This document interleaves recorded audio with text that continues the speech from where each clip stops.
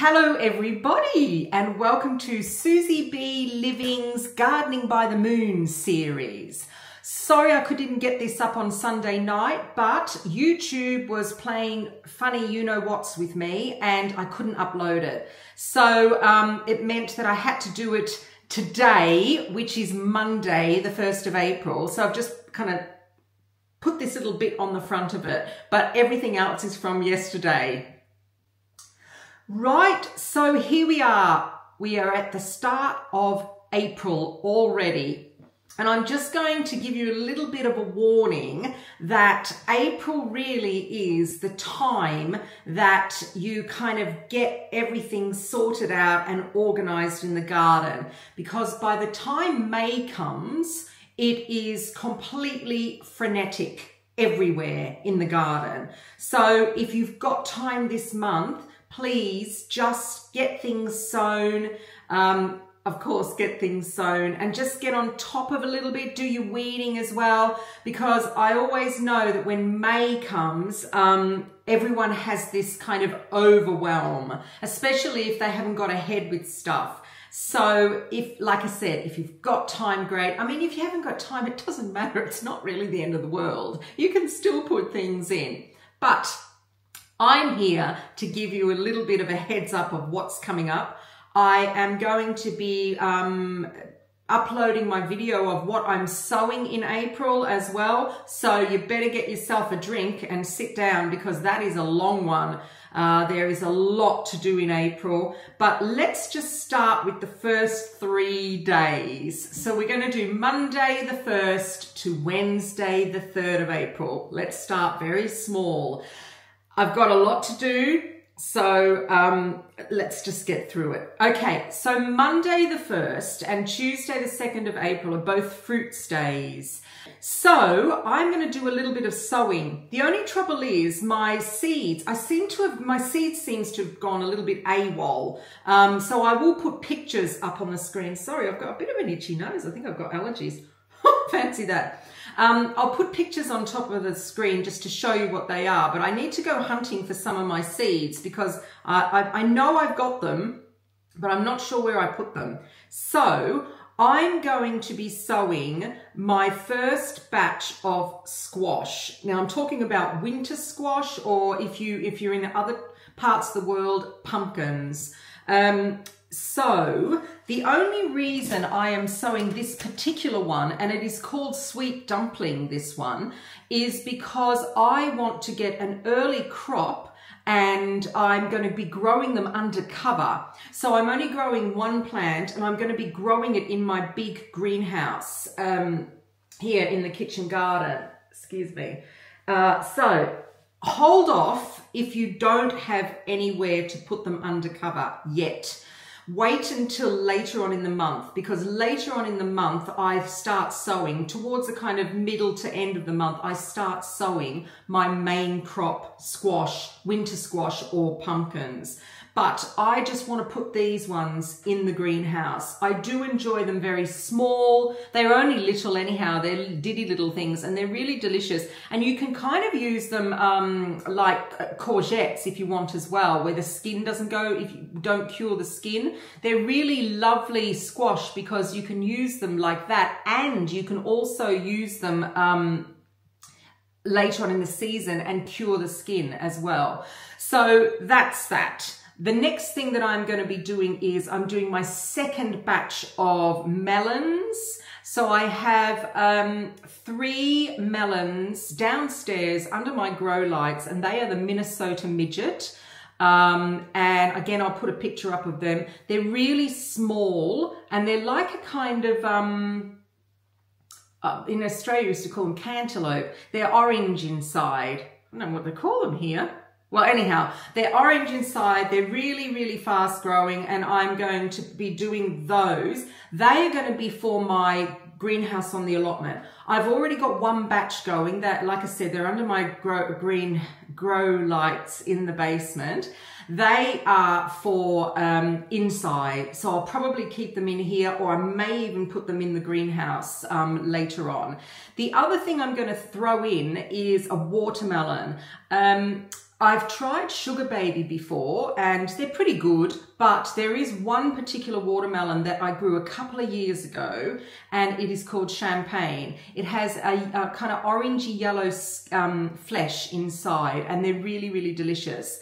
And that is, I can't seem to find those seeds. I know I've got them and I'm going to do a couple of those as well, start those off because watermelon need a long growing season and melons in general need a long growing season as well. Okay, now I'm going to also sow some more peas. I'm going to be doing the Oregon sugar pot again and I'm going to do some sugar snaps as well. So I have this will be my third succession of peas. I've got some peas in the greenhouse, which are the meteor ones. They're doing really well. They're quite high now on the, I'm going to say tripod, on the thing that I built. Yeah, so I've got those. I've got the ones outside under cover. I've got the sugar snap and I've got the Oregon sugar palm. They're doing really, really well. They love it out there. They're not flowering yet. The ones in the greenhouse are flowering. So I'm going to be doing another batch of the Oregon sugar pod and the sugar snap. And that is my last batch of peas until I do a late summer crop. So I will have enough peas then. So that's going in. The other thing I'm going to add are 2 more tomatoes. Now I do have, I'll put the pictures up anyhow. I do have the seeds for these ones. I'm going to be doing some honeycomb. Now, if you haven't grown honeycomb before, they are a cordon variety tomato. They have big trusses and they've got tiny little orange cherry tomatoes. They're, I think that they're tastier than Sun Gold. I do love Sun Gold. Sun Gold is very prolific. I will be putting some of those in as well. But these ones, I grew these ones. This will be the 4th year in a row of growing honeycomb. And they are really fantastic cherry tomatoes, really delicious. So I'll be doing a couple of those. I'm also going to be putting in some San Marzano.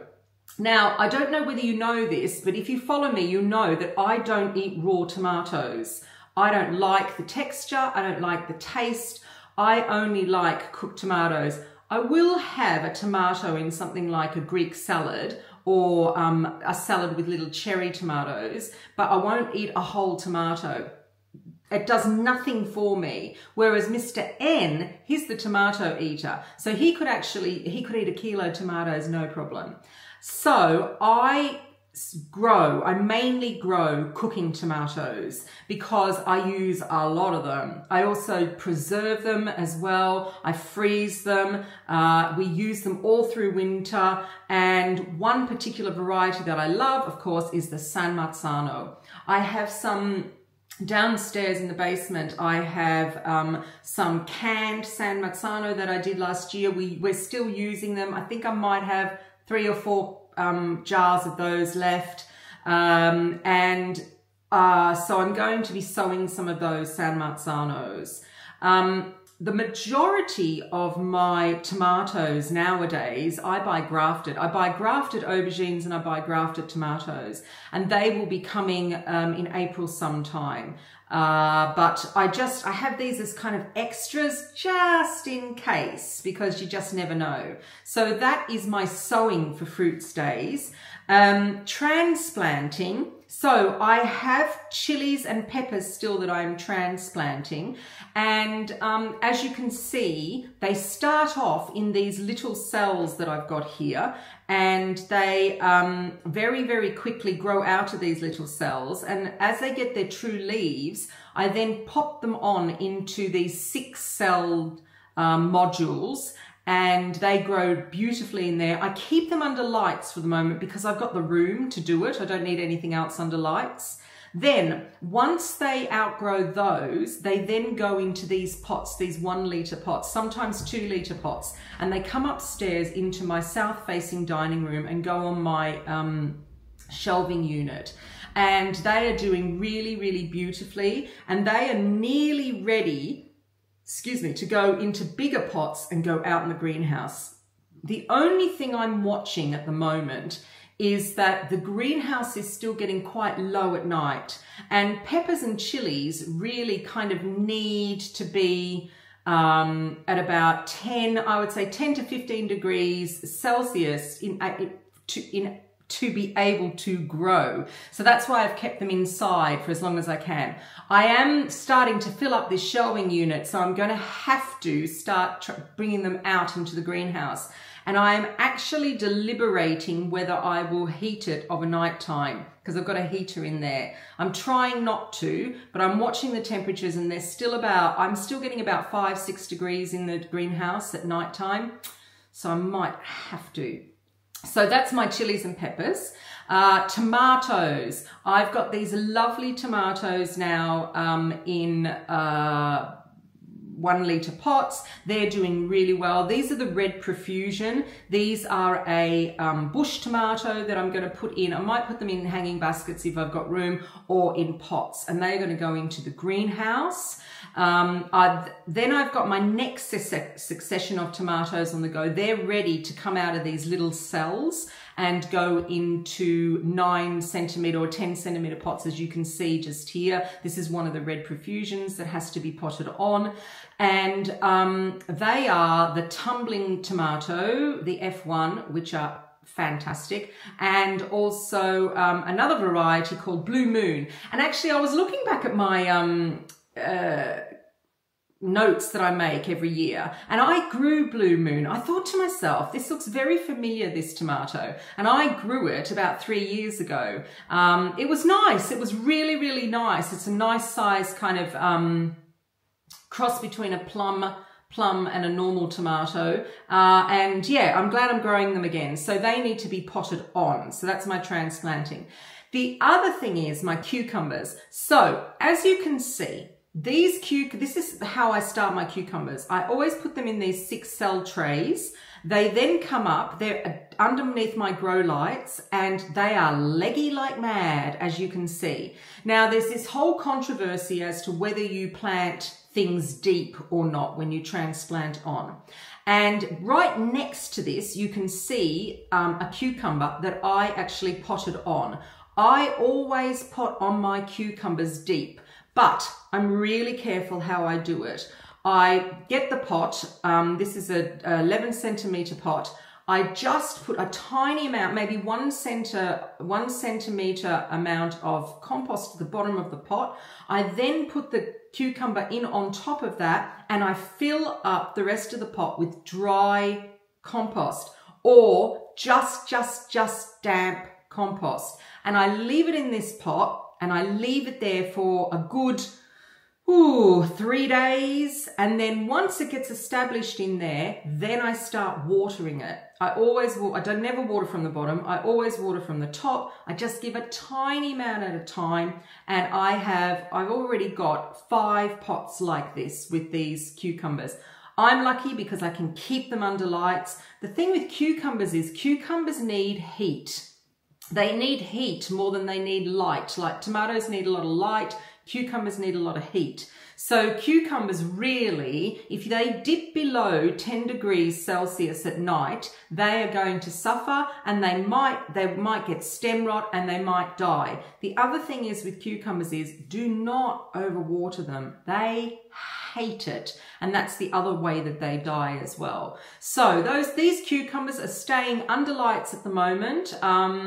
In my grow tents, I've got the room for them. They can stay there, and then I'm going to start moving them out carefully into my dining room. And these cucumbers are my really early ones, and I might even just keep them in the dining room for the moment until the greenhouse warms up. So that's the cucumbers. So weeding and maintenance, let's talk about that. I have broad beans over at the allotment. If you remember, the pigeons ate the tops of them, and so I just stuck in some more beans next to the plants. Well, all of these beans are coming up. are coming up now. So I'm going to have quite a lot of broad beans.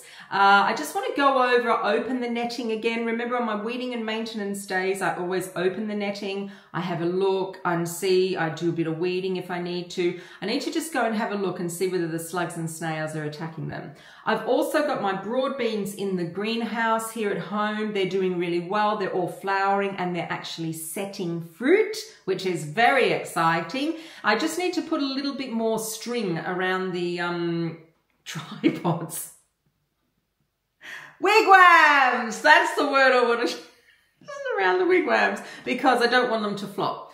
The other thing that I've got is peas. I've already mentioned my peas out in the greenhouse. I've got them in the garden. I'm just going to go in and have a look. The ones in the garden, in the kitchen garden, need stringing a little bit higher, so do that.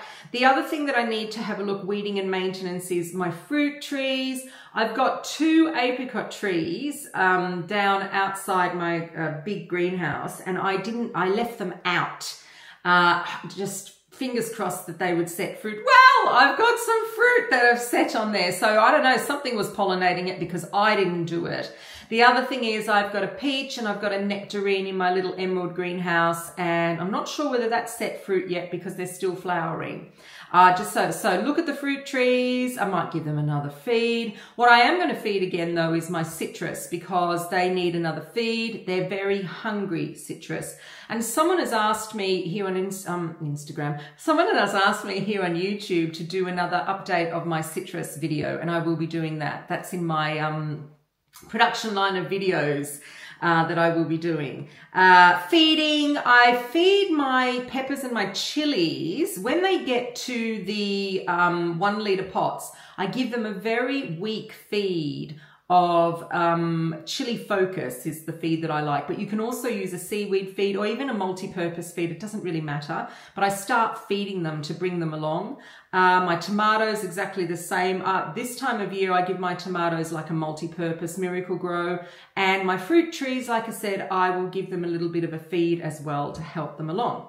So that is the fruit stays. Right, let's continue. So Wednesday, the 3rd of April, I mentioned already, is a roots day. And for my sowing, I have got some more Charlotte potatoes. I've nearly finished them that I will be potting on. This is kind of like the last lot of potatoes that I'm potting on into the small pots that I do. If you don't know what I mean, I have a video of how I do my potatoes in small pots, and I'll link it down below so you can have a look. So I'll be doing those. The other thing that I will also be sowing is I'm going to be sowing my main crop leeks. So I've already got 2 batches of leeks on the go. I have 1 batch in the greenhouse, which is in my DIY root trainers, which is the toilet roll holders. They're doing quite well, actually. They're doing good. So that's my first lot. I've got another lot, as you can see, in my dining room, and they're my second lot. So these are both my summer leeks, because we like to have a few leeks in the summer. They now need to go out into the greenhouse. And then this is now going to be my main crop leeks. And I changed the variety. I do like to use Musselburgh for my main crop leeks. These are going to go over to the allotment probably when my shallots are finished, actually, my shallots and my first lot of red onions. And these will be taking me through the winter into next spring. They are my leeks. Transplanting. Okay, so I have some spring onions. Now, spring onions that are bunching onions are leaves according to the moon phase calendar. But I have some bulbing spring onions, and they are the red ones. So they're Lilia and they are North Holland blood red, and they now need to go out into the kitchen garden. So I need to transplant those out. They're doing quite well actually at the moment. I've got some radish. As you can see here in the dining room, I've got some cherry bell radish and some turnips on the end of the modules here, and they need to go out, and they will go out probably into my veggie pod. Only because I usually grow things in my veggie pod where I have to get the pests off. And I have quite a lot of flea beetle in the garden, and as it warms up, the flea beetle will just have a field day with my radishes and my turnips. So I usually grow them in the veggie pods. And the other thing that I need to transplant is I keep transplanting my potatoes that I've got growing in my 1 litre pots. I've got two Swift, I think, left, and I've got some Charlotte to go out into the bigger pots then. So that's my transplanting. Weeding and maintenance on roots days. So I have some beetroot over at the allotment in the greenhouse. I'm just going to get down on my hands and knees and see how they're going. I've been watering them, but I haven't really gotten in close to see. They look okay. I also have beetroot here in the kitchen garden as well. I need to do the same. I noticed that the bed needs a little bit of weeding.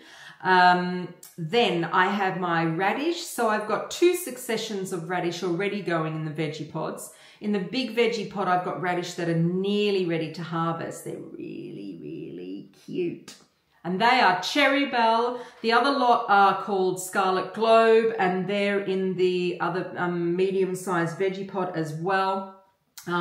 Garlic. Now I need to open up my netting on my garlic and have a really good look at my garlic because I'm going to feed it, and that's when we come to feeding as well. So I need to give it another feed. Alliums are really quite hungry plants. They're like citrus. So I'm going to be feeding my onions and my garlic and my shallots. I'm going to give them a nice feed. I have a kind of purpose-built feed that I got. I don't know where I got it from, but it's a box that I found in the cupboard that said allium feed, and so I put that down. But you could use chicken pellets. You could use just any kind of feed really will do for alliums, preferably a high nitrogen feed. They do like that. So garlic, yeah, have a good look at that. My potatoes, I'm just going to have a look how they're going in the greenhouse. I've got them in the big pots. They look really good. I'd give them a bit of a water. And also my carrots. I just want to see how they're going in the greenhouse in the troughs. And as I said, feeding and watering mainly my alliums. Have a look at those and give them all a little bit of an encouragement to grow. So that is 3 days, and that is quite a lengthy video for you, but I will put timestamps below. So if there's anything in particular you want to go to, you can click that and you'll go ahead. And that is it. I will see you on Wednesday evening, Wednesday the 3rd of April for the rest of the week. Let's just give you a bit of a heads up as to what's coming up for the rest of the week. We have another Roots Day, and then it's flowers coming up. Funny weekend we have, because we have a perigee. And that means there's a couple of unfavorable days, and that is Sunday and Monday, the 7th and 8th, just to let you know. So I'll see you then. If you want to follow my moon phase gardening schedule, subscribe, because then you'll be notified when I put new videos on. I also do a gardening vlog if you want to have a look and just see what I'm doing for the week. And different videos about different things. I just did one on my Daphne. I'm going to do a veggie pod one as well. I might do a bit of a veggie pod series. And yeah, and thumbs up. That's always nice. I always like that. It's really lovely. And I will see you soon. So I'm Susie B from Susie B Living, and I will see you next time. Bye.